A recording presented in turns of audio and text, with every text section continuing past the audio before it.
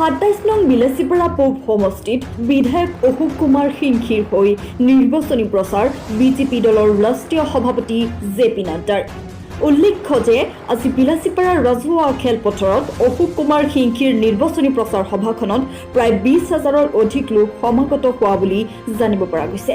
বিলাসীপাৰাৰ পৰা জয়দীপ ইছলামৰ ৰিপৰ্ট, NTK TV লাইভ। সকলকে আমি উৰুলি দিবলৈ এটা অনুৰোধ।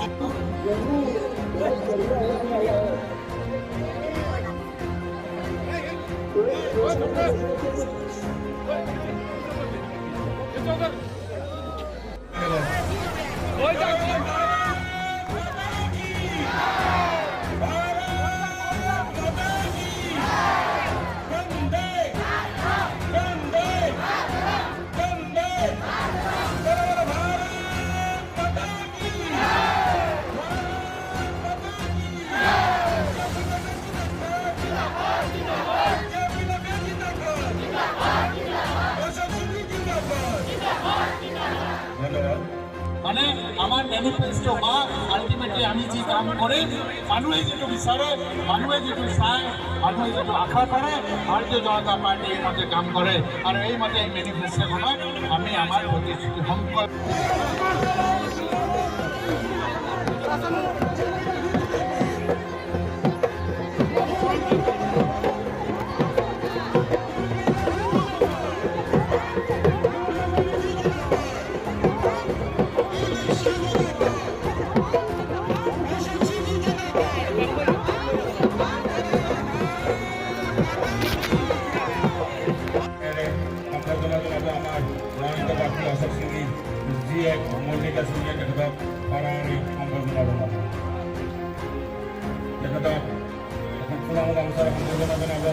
আমার মনোনীত প্রার্থী অশোক সিংহী দেৱৰ ধৰ্মপত্নী ইন্দু দেৱী সিংহীয়ে তেখেতক এখন ফুলাম গামোচাৰে সম্বৰ্ধনা জনাব।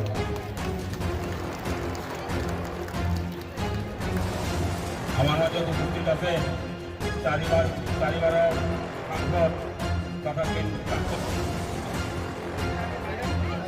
আমার রাষ্ট্রীয় সভাপতি শ্রী জেপি নাড্ডা এবং আমার एसटी मोर्चा सभापति।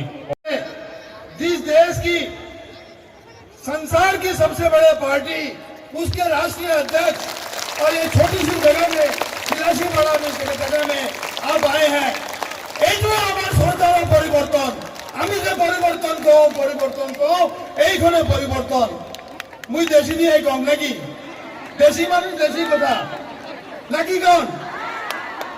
আজি তো ভোট খুঁজিব নালাগে মোক, কিন্তু ঘৰত জেলায় বিয়া লাগে, গোষ্ঠী কুৰ্মাক না দেখালে কুৰ্মাই কি কয়, তুই তো মোক দেখাইছ নাই, মামা মামী চাচি জেঠি সব মুখ ফুলাই পঞ্চায়তৰ লালিয়াপাৰা পঞ্চায়তৰ সদস্য জেফিনা ব্ৰহ্ম ডাঙৰীয়ানী তেখেতক আমি মঞ্চত আমন্ত্ৰণ জনাইছো।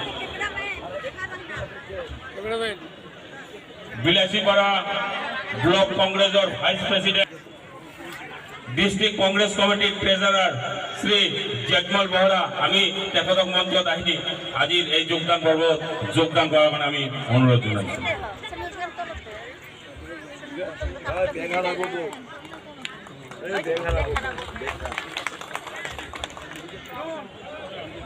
আর সভাপতি বিপিএফৰ শৈলেশ কুমাৰ ব্ৰহ্ম আমি তেখেতক মঞ্চত আমন্ত্ৰণ জনাইছো আৰু ইন্দ্ৰজিৎ কলিতা উপসভাপতি আমি তেখেত দুজনক আমাৰ সৰ্বভাৰতীয় জনতা পাৰ্টিৰ ৰাষ্ট্ৰীয় সভাপতি জেপি নাড্ডাৰ হাতেৰে যোগদান কৰাৰ কাৰণে আমি তেখেতক মঞ্চত আমন্ত্ৰণ জনাইছো।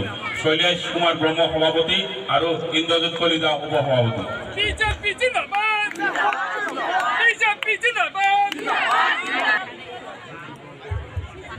ধন্যবাদ।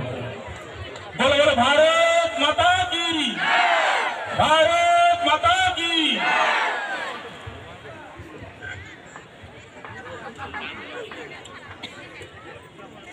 আমি আমার যোগদান করব विमान को स्थगित रखीसु।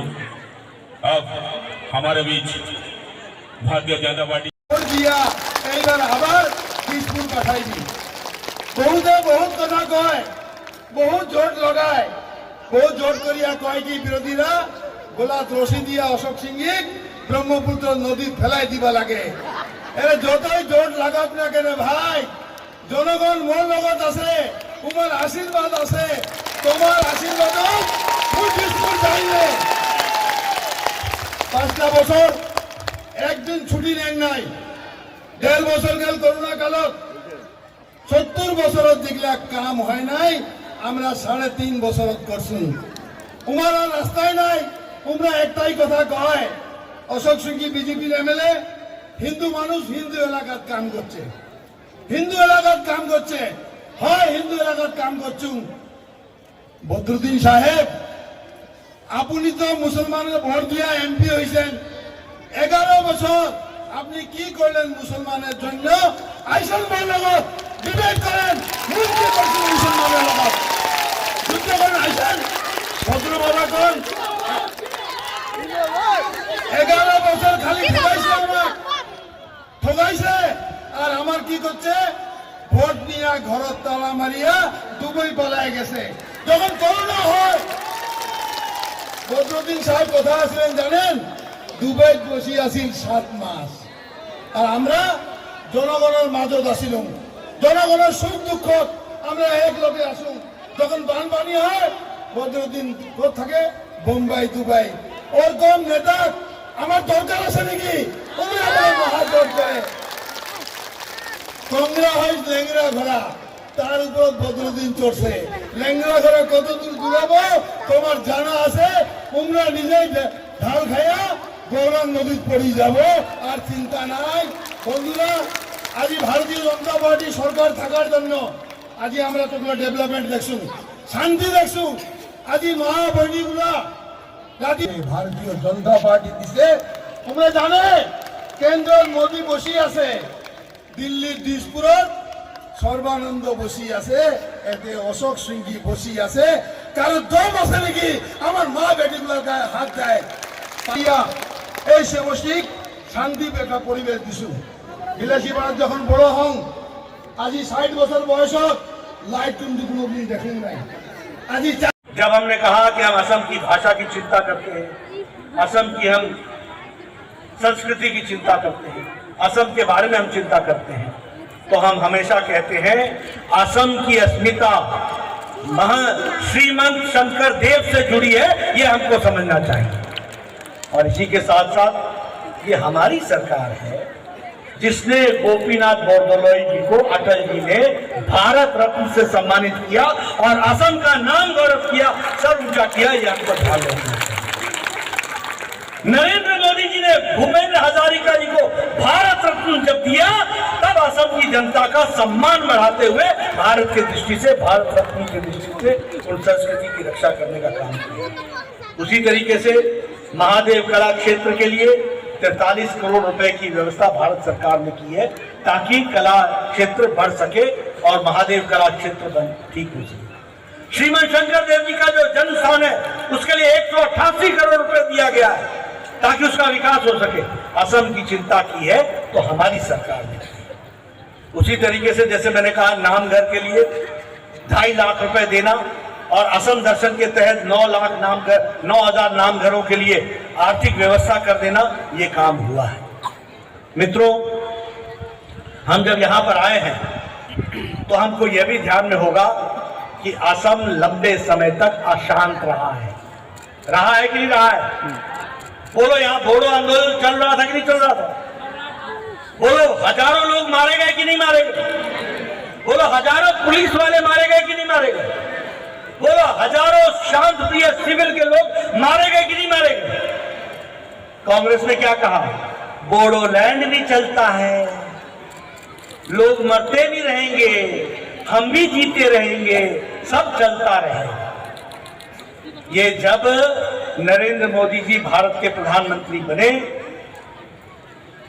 और उनकी इच्छा को पूरा करने के लिए भारत के गृह मंत्री अमित शाह जी ने पूरी ताकत लगा करके बोडो आंदोलन को समाप्त करके बोडो अकॉर्ड कराया गया और असम में सदा सदा के लिए शांति बहाल की गई है। इसको समझना चाहिए। और देखो, असम की पहचान भी रखी, बोडो की समस्या भी सुलझाई। 4000 से ज्यादा लोगों ने आत्मसमर्पण किया। लगभग 5000 के आसपास असॉल्ट राइफल सरेंडर हुए, आत्मसमर्पित हुए। 5000 असॉल्ट राइफल का समझो कि असम में कितनी अशांति थी, वो सरेंडर हुए। उनके लिए 4 लाख रुपए की व्यवस्था हुई ताकि वो फिर से अपने पुनर्जीवन में आ सके। 3000 रुपए 6,000 रुपए 3 साल के लिए दे करके वो जीवन में समर्पित हो सके, खड़े हो सके, इसकी चिंता की गई। और 1500 करोड़ रुपए देकर बोडो लैंड की दृष्टि से बोडो की समस्या का गैस की रॉयल्टी। इसलिए मित्रों, अब 13वें वित्त आयोग में 94,000 करोड़ रुपए मिला असम को यूपीए की सरकार में, कांग्रेस की सरकार में।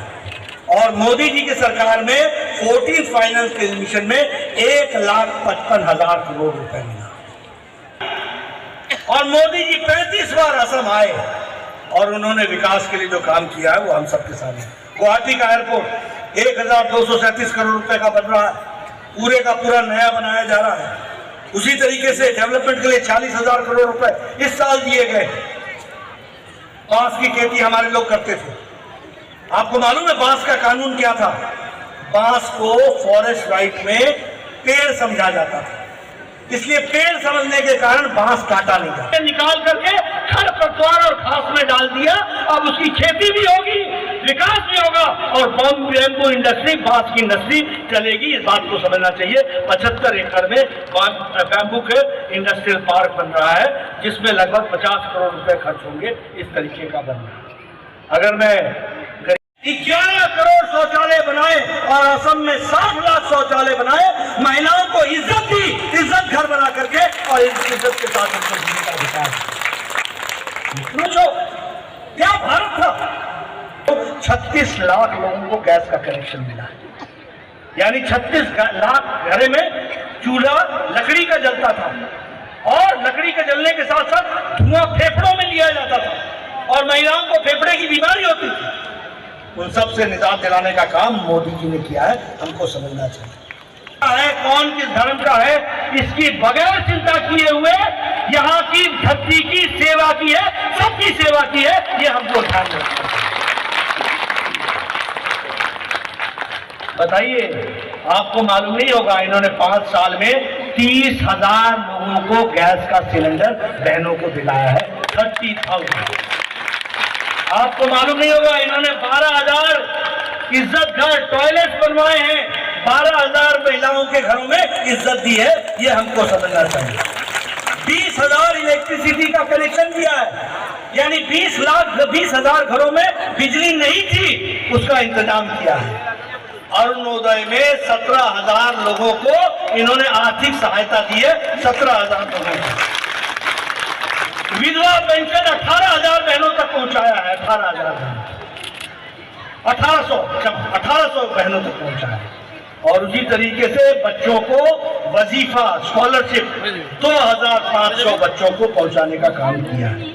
उसी तरीके से शहरी इलाके में 6,700 घर बनाने का काम प्रधानमंत्री आवास योजना में किया है और गांव में 6,000 गांव में घर बनाने का काम किया है, यानी 6,700 और 6,000 गांव में, यानी 12,700 घरों का इंतजाम हमारे अशोक सिंह जी ने किया है। ये हमको ध्यान में रखना चाहिए।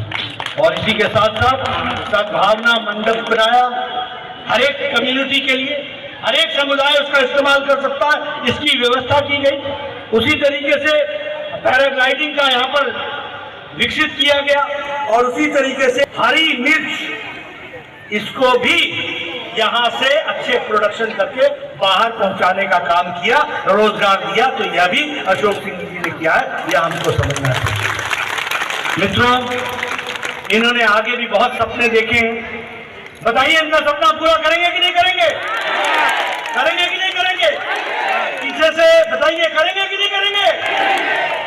मित्रों, बड़े मुश्किल से ऐसे नेता मिलते हैं जो दिन रात आपके साथ मिलकर के आपकी व्यवस्था करते हैं। और मैंने आपको आंकड़े के साथ दिखाया, मैंने गप नहीं मारी है, मैंने आंकड़े रखे हैं आपके सामने।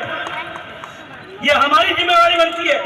5 साल इन्होंने मेहनत की है, 5 दिन हम करेंगे और उसके बाद फिर 5 साल ये करेंगे, इसकी हमको चिंता करेंगे। कुछ लोग घुसते हैं और रात में खेती खराब करते हैं, मालूम है कि नहीं? चुनाव में भी मेहनत अशोक सिंह ही करे और रात को कोई घुस करके वोट को इधर उधर करने की कोशिश करे तो उनको जवाब देना, ये आपको ध्यान में रखना चाहिए। बोलिए, वोटों की रक्षा करेंगे? वोटों की रक्षा करेंगे? अशोक सिंह जी को भेजेंगे? मैं आप सब लोगों को इसके लिए बहुत बहुत धन्यवाद। कुछ बातें कही है कि आगे मैं ये करूंगा, आप इनको भेजिए, आगे क्या करेंगे हम दोनों मिलकर के बहुत आगे ले जाएंगे, ये आपको विश्वास है।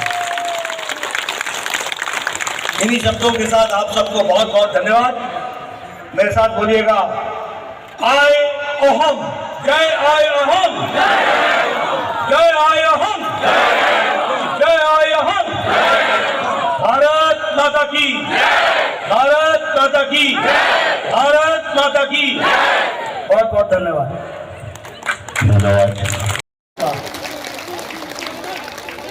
मित्रों, जो मैं चुनाव का माहौल देख रहा हूं और जिस तरीके से अशोक कुमार सिंह जी के लिए आप लोगों ने तालियां बजाई हैं, उनकी गड़गड़ाहट से मैं समझ सकता हूं कि आपने उनको आशीर्वाद देने का मन बना लिया है। इसके लिए आपको बहुत बहुत बधाई। पिछली बार जब मैं असम में आया था तो मैंने चाय के बागानों की चर्चा की और उस समय मेरे से पूछा गया था कि चाय के बागानों के लिए क्या किया गया, और मैंने कहा था पूछने वाले आईने में अपने काम को तो देख लें। वो किससे पूछ रहे हैं? 60-70 साल में आपने तो कुछ नहीं किया, कांग्रेस के 15 साल में तो आप कुछ नहीं कर पाए, और जो 5 साल में सर्बानंद सोनोवाल जी और हेमंत बिस्वा शर्मा ने असम के लिए किया है, वो 50 साल से 5 साल भारी पड़ा है। तो बात को उनको समझना चाहिए।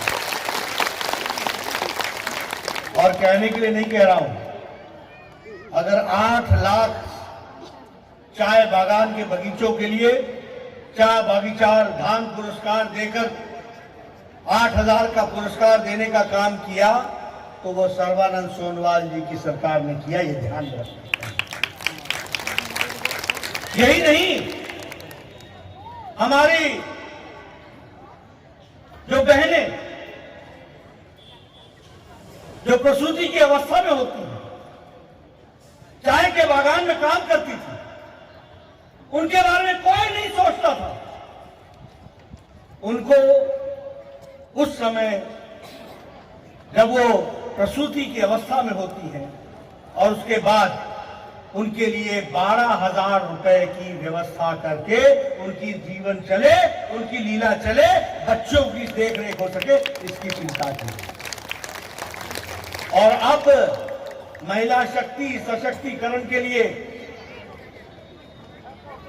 सर्बानंद सोनोवाल जी और हेमंत बिस्वा शर्मा ने तय किया है कि चाय बागान में काम करने वाली लोग बहनें प्रसूति अवस्था में उनको 18,000 रुपए दिया जाएगा ताकि वो अपना जीवन यापन कर सके।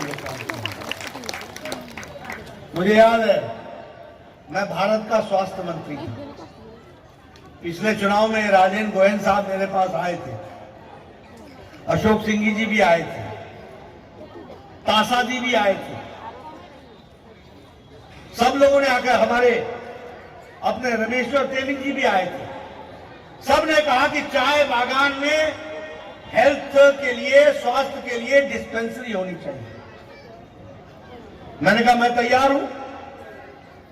मुझे पता लगा कि चाय के बागीचे में डिस्पेंसरी के लिए मलकियत नहीं मिलती है, इसलिए सरकार को जमीन नहीं मिल पाएगी, इसलिए डिस्पेंसरी नहीं बन रही।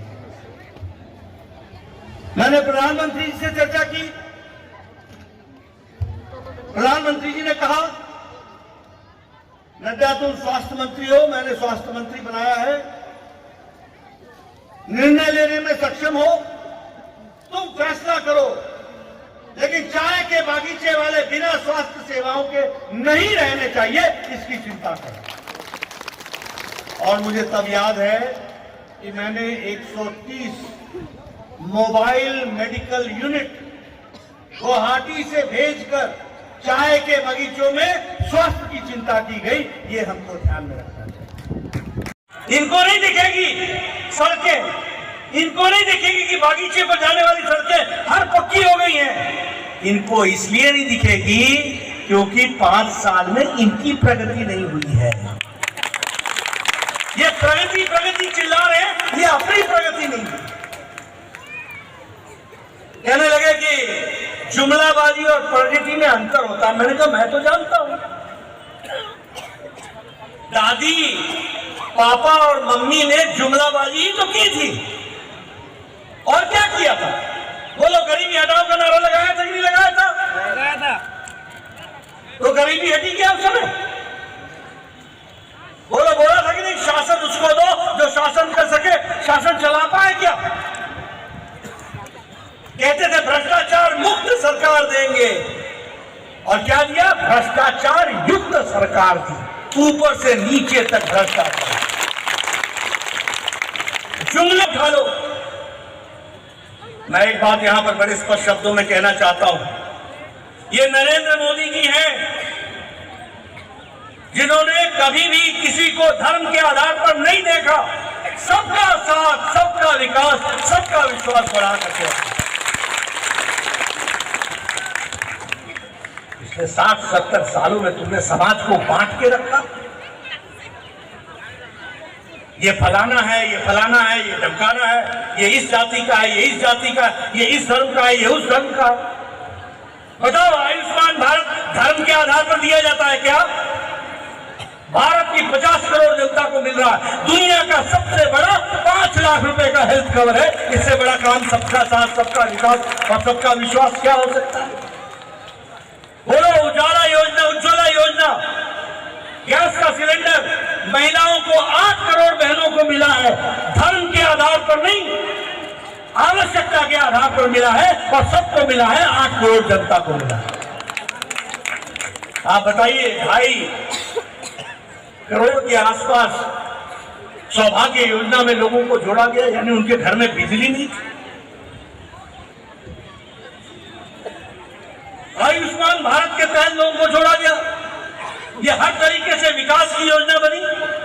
मित्रों, ये याद रखना, ये लोगों को बांटने का काम कांग्रेस पार्टी का है, और लोगों को जोड़ करके चलना, सबका साथ, सबका विकास, सबका विश्वास, ये नरेंद्र मोदी जी का है। इसको हमको समझना चाहिए। इसीलिए अभी चाय के बागानों की बात हो गई। अब चाय को बदनाम करने का मतलब असम को बदनाम करना है कि नहीं है? जो ये कर रहे थे उनको संरक्षण देने का काम कांग्रेस के लोगों ने किया, ये हमको समझना चाहिए। ऐसे लोगों को हम छोड़ेंगे क्या? ऐसे लोगों को जवाब देना है कि नहीं देना है? देने का तरीका एक ही है, बटन दबा के कमल के निशान को और अशोक सिंह जी को फिर से विधानसभा में भेजो, इसकी हमको तैयारी चाहिए। मित्रों, कांग्रेस मानसिक रूप से दिवालियापन पर पहुंच गई, मानसिक रूप से दिवालियापन हो गया। आप कहोगे क्या शब्द बोल रहा है, लेकिन आप बताओ, ये कभी संभव हुआ? एक ही समय में 2 जगह चुनाव हो रहे हैं। आज केरल में भी चुनाव हो रहा है और आज बंगाल में भी चुनाव हो रहा है। केरल में सीपीएम के साथ मिलकर के कांग्रेस चुनाव सीपीएम के खिलाफ लड़ रही है। केरल में सीपीएम के, कम्युनिस्ट पार्टी ऑफ इंडिया के खिलाफ लड़ रही है, और उसी समय बंगाल में गले मिलकर के चल रही है। ये है कांग्रेस का मानसिक दिवालिया।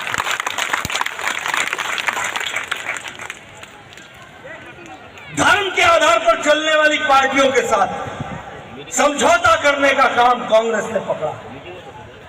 फिर चाहे वो केरल हो, बंगाल हो, चाहे यहां असम हो, यह भारतीय जनता पार्टी है जो असम की अस्मिता की रक्षा करना अपना धर्म समझती है और उसको लेकर के आगे बढ़ती है। मित्रों, आजकल मैं चुनाव में देख फोटो की अपॉर्चुनिटी देती है। राहुल गांधी आए, अपनी तस्वीर खिंचाई और पीछे चाय का बागान दिखाया। जब मैंने पता किया तो पता चला कि ताइवान का बगीचा है, सामने राहुल गांधी खड़े हैं। दूसरी बार आए, फिर फोटो खिंचाई और पीछे चाय का बगीचा लगा दिया। जब मैंने फिर पता किया तो पता चला कि श्रीलंका का बगीचा है और आगे राहुल गांधी खड़े। इनको भारत के असम का बगीचा भी नहीं दिखता, फोटो भी नहीं दिखती। और वोट किसका लेना? असम का। वोट किसका लेना? चाय की बागान में काम करने वाली जनता का। फोटो किसका खिंचाना? ताइवान का। फोटो किसका खिंचाना? श्रीलंका का। एक नेत्री आई और उन्होंने वो पीछे वो रख करके अपना पत्तियां तोड़ने लग गई। उनको मालूम ही नहीं है कि पत्ती सूखते अप्रैल में, मार्च में ही तोड़ने लग गई। मित्रों, चुनाव आ गया है, पत्तियां सूख गई हैं, पत्ती भी तोड़ो, वोट भी निकाल करके लाओ और लोगों को जिताओ, अशोक सिंह जी को जिताओ, इसकी चिंता करो। यह हम आपको निवेदन करेंगे। मित्रों, हमारे 10 संकल्प हैं जिनको लेकर के हम आगे बढ़ रहे हैं। एक तो ब्रह्मपुत्र की जो बाढ़ की त्रासदी है उससे हम निजात दिलाएंगे। बहुत बड़ा संकल्प है ये। इसके लिए सैटेलाइट सर्वे करेंगे, रिजर्वायर बनाएंगे, जहां जहां पानी अधिक है वहां रिजर्वायर बना करके नई नई व्यवस्थाएं खड़ी करेंगे। लेकिन बाढ़ की त्रासदी से असम की जनता को निजात दिलाएंगे, ये हमारा संकल्प है। दूसरा, महिला सशक्तिकरण। यहां भी मैं देख रहा हूं पुरुषों से महिला शक्ति आगे है। बड़ी संख्या में महिला शक्ति आई है। आप बताइए, सर्बानंद सोनोवाल जी ने, हेमंत बिश्वा शर्मा जी ने अरुणोदय शुरू किया कि नहीं किया? और उससे आपको ताकत मिली कि नहीं मिली? अब हमने तय किया है कि इसी के लिए 3000 रुपए की आर्थिक व्यवस्था 30 लाख बहनों तक पहुंचाएंगे। ये हमने व्यवस्था की। उनके हाथ में महिला सशक्तिकरण होना चाहिए, उनके हाथ में आर्थिक सबलता चाहिए, बच्चों की चिंता कर सके, उसकी पढ़ाई की चिंता कर सके, अपने लिए कुछ कर सके। सेल्फ हेल्प ग्रुप में तो उनको अलग से किया ही किया है, लेकिन महिला सशक्तिकरण के लिए ये भी हम लोगों ने अरुणोदय के तहत किया। हमने असम की संस्कृति की रक्षा की बात कही है। असम की संस्कृति की रक्षा के लिए लगभग 12,000 के आसपास जितने भी नामघर हैं, सभी नामघर की जमीन जो लोगों ने हड़पी है वो वापस दिलाएंगे, नामघर के नाम कराएंगे और 2.5 लाख रुपए देकर के उनकी सारी के सारे नामघर को ठीक करेंगे। बहनों के लिए, बच्चियों के लिए 8 क्लास में पहुंचने के बाद मुफ्त की स्कूल जाने के लिए साइकिल की व्यवस्था करेंगे। ये हम उनमें से करेंगे। उसी तरीके से डिलिमिटेशन होगा और अधिकार आपको चुनाव में राइट मिल सके, इसकी भी हम चिंता करेंगे। 2 लाख लोगों को 5 साल में 10 लाख लोगों को नौकरी देंगे और पहले साल में 1 लाख लोगों को नौकरी देंगे। 2022 के मार्च तक 1 लाख लोगों को नौकरी दी जाएगी और ऐसे 2-2 लाख करके 10 लाख दी जाएगी। उसी तरीके से लगभग स्वरोजगार के लिए हम स्वामी विवेकानंद असम यूथ एम्प्लॉयमेंट योजना के तहत उनको हम 2 लाख लोगों को, यूथ को हम स्वरोजगार से जोड़ेंगे ताकि वो आगे खड़े हो सकें। इसकी हम चिंता करेंगे और असम के गांव को आत्मनिर्भर बनाएंगे, एग्रीकल्चर में भी और खेती में भी और पोल्ट्री में, फिशरीज में, बी कीपिंग में, सब चीजों में उनको आगे बढ़ाएंगे। ये हमारा संकल्प है। और आपको मालूम है कि भारतीय जनता पार्टी जो संकल्प लेती है उसको अक्षरशः निभा करके हटती है। ये हम सब लोग जानते हैं, इसको हमको ध्यान में रखना चाहिए।